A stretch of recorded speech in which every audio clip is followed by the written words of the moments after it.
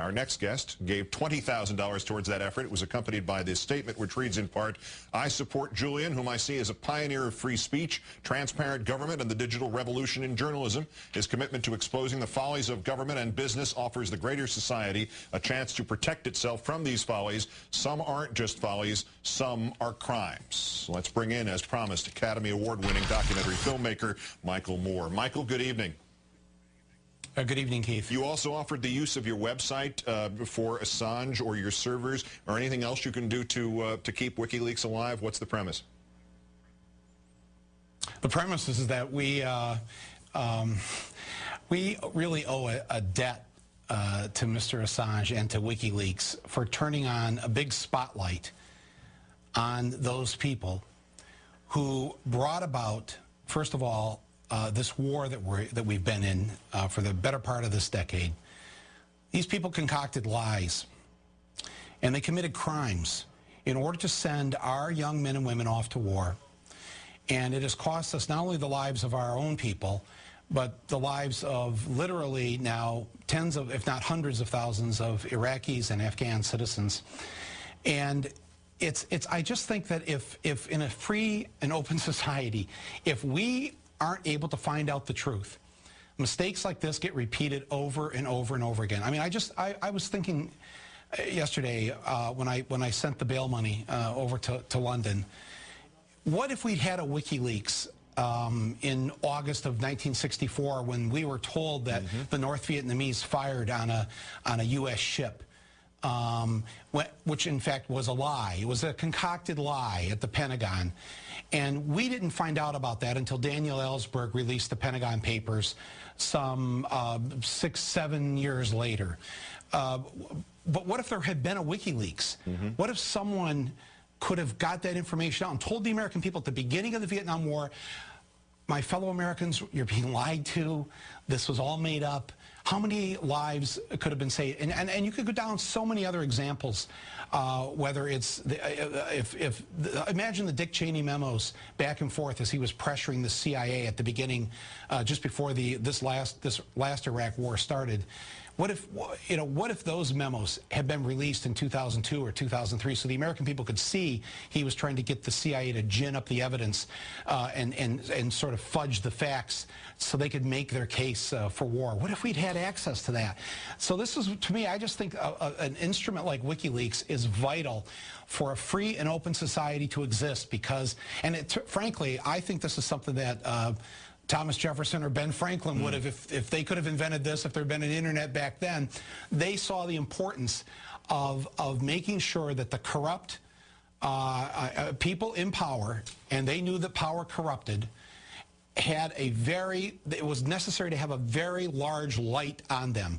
And that's what WikiLeaks does. And for me, I think anybody who supports WikiLeaks, they're committing an act of patriotism because it guarantees, I hope, that we have a better shot next time the bad guys try to pull one off on us. Does it matter that he hasn't had access to and thus hasn't released things like Dick Cheney memos or some equivalent to the Gulf of Tonkin data from 1964, the specifics? I mean, one of the arguments against this is that it's not journalism because it's just a massive, essentially, download of secret or hidden information, that it's not vetted in some way, not journalistically gone through in some way or sifted. Does that matter at all?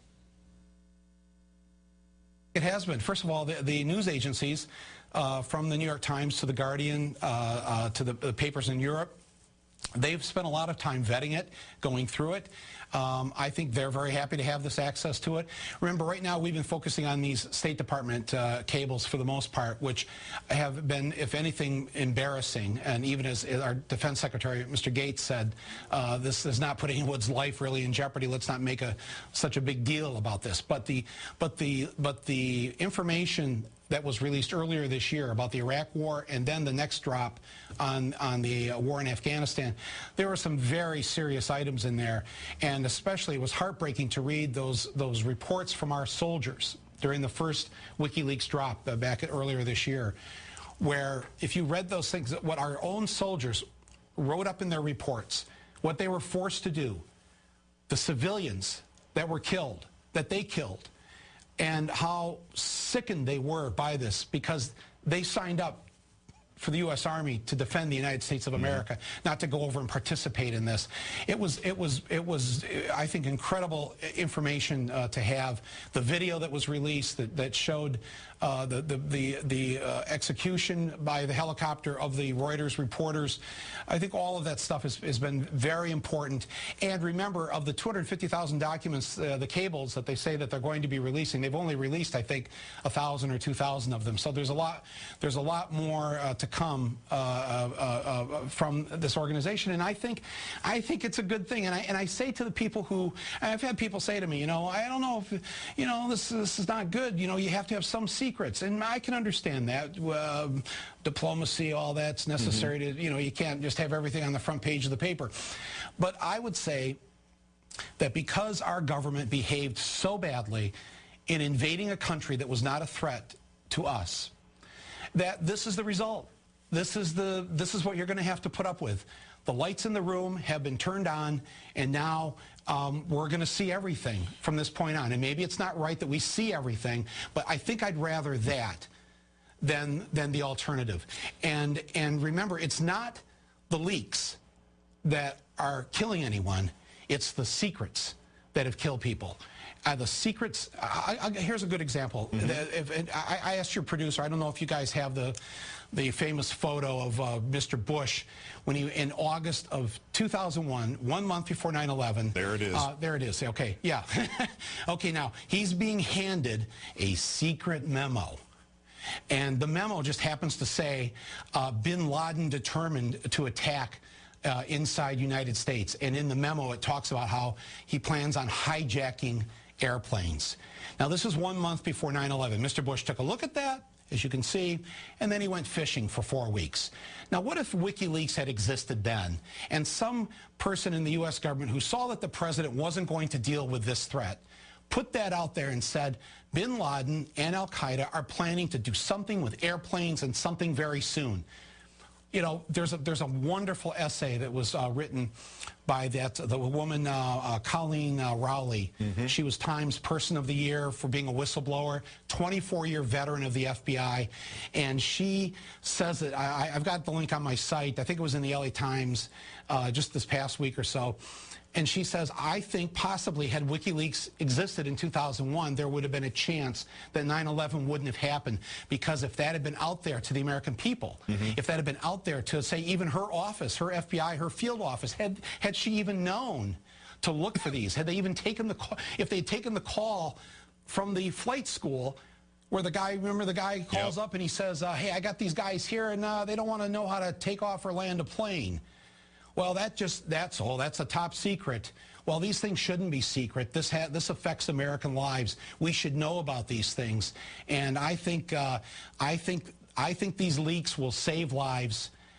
These secrets that are kept, whether it's Gulf of Tonkin, whether it's 9/11, whether it's how we got into the Iraq War, those secrets, they kill people, they take lives. And that's why I'm a huge supporter of what WikiLeaks is doing. All right.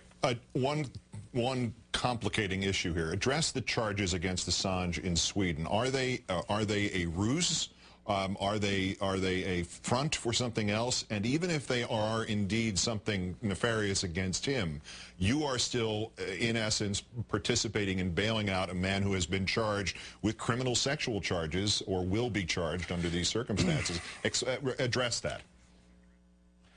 That's the thing. He hasn't been charged. They've brought no criminal charges against him. They want to talk to him about this whole thing. Stinks to the high heavens. I got to tell you. I mean, I wasn't born yesterday, but I've seen this enough times where governments and corporations go after individuals. Geez, I think I was just on your show a couple weeks ago talking about this with my film in the healthcare industry. They go after people with this kind of lie and smear. Daniel Ellsberg told you about it last week on how they went after him. We've seen this before. Now, to his guilt or innocence of this, I mean, what they say he did, and the lawyer said this today in court in London, that what they say he did, and the charge is his condom broke during consensual sex. That is not a crime in Britain, and so they're making the point: how can we extradite him over this? This is all a bunch of hooey, as far as I'm concerned, and the man at least has a right to be out of prison while awaiting the hearing. And I believe that and this is why I participated in it. This is why I put up a chunk of the bail money, and you know, and I'm proud to do it because I think this man and what he's doing and what his group is doing is going to save lives. Filmmaker Michael Moore, who will join Rachel Maddow next week for her leadership series at the 92nd Street Y. Great thanks, and I'm sorry we didn't get to discuss the trade of your Detroit Tigers of Alfredo Figueroa to Orix of the Pacific League in Japan. Thank you, Michael. I know. Oh, that's okay. Next time. Next time. It's in WikiLeaks, too. Thank you, Michael.